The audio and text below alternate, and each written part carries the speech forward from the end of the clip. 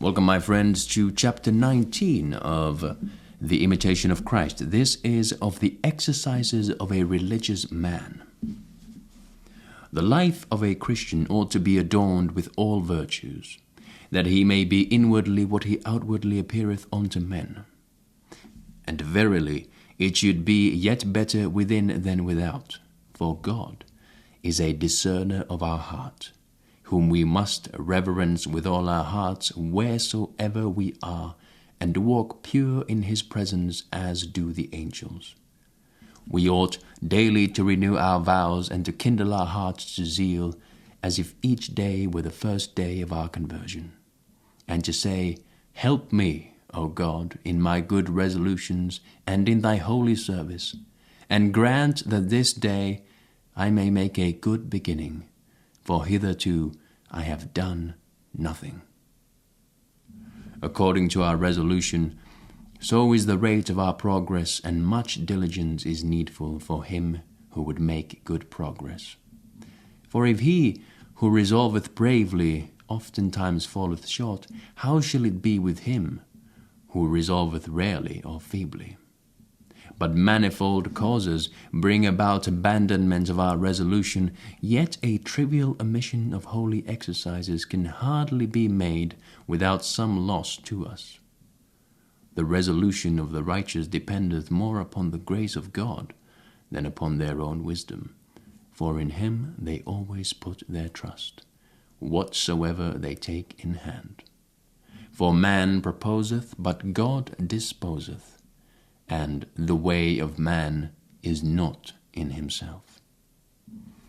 If a holy exercise be sometimes omitted for the sake of some act of piety or of some brotherly kindness, it can easily be taken up afterwards.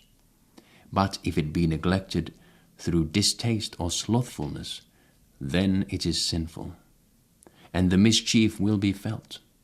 Strive as earnestly as we may, we shall still fall short in many things. Always should some distinct resolution be made by us.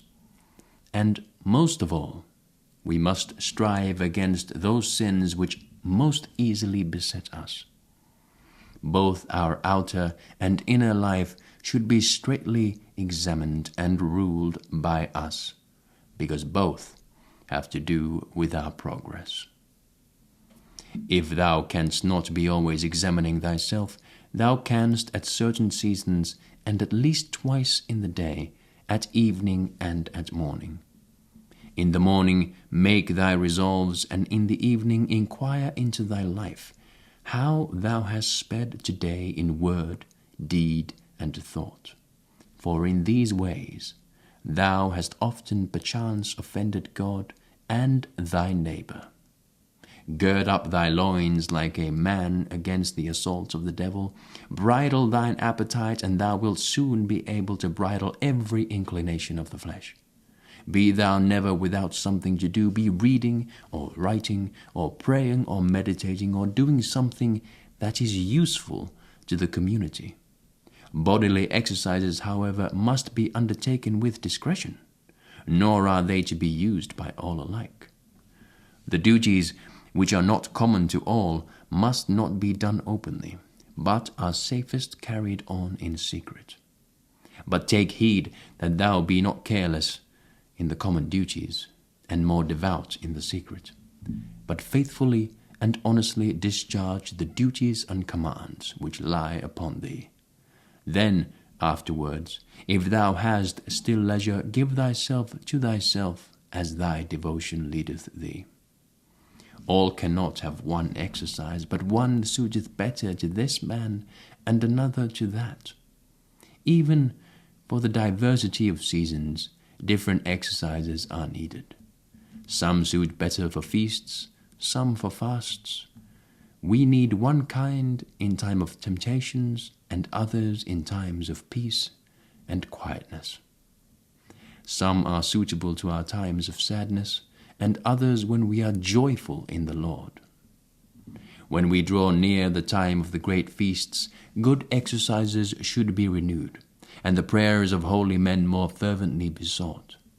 We ought to make our resolutions from one feast to another, as if each were the period of our departure from this world, and of entering into the eternal feast.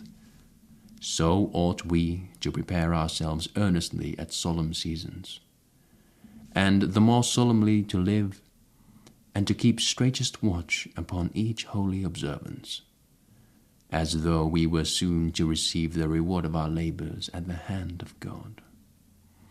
And if this be deferred, let us believe ourselves to be as yet ill-prepared, and unworthy as yet of the glory which shall be revealed in us at the appointed season. And let us study to prepare ourselves the better for our end. Blessed is that servant, as the evangelist Luke hath it, whom, when the Lord cometh, he shall find watching. Verily I say unto you, he will make him ruler over all that he hath. Thank you, my friends. That was chapter 19.